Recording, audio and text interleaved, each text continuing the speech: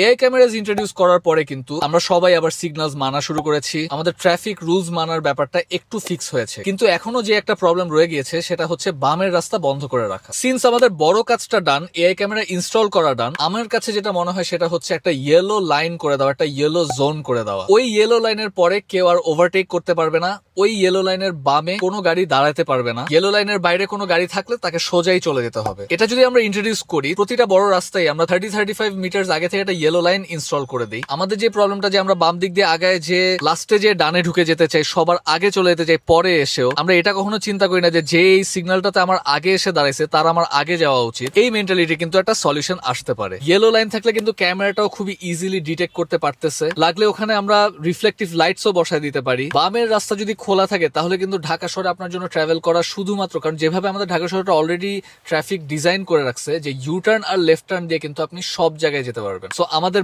বড় একটা সমস্যার সমাধান কিন্তু এই ছোট একটা স্টেপ নিয়ে হতে পারে।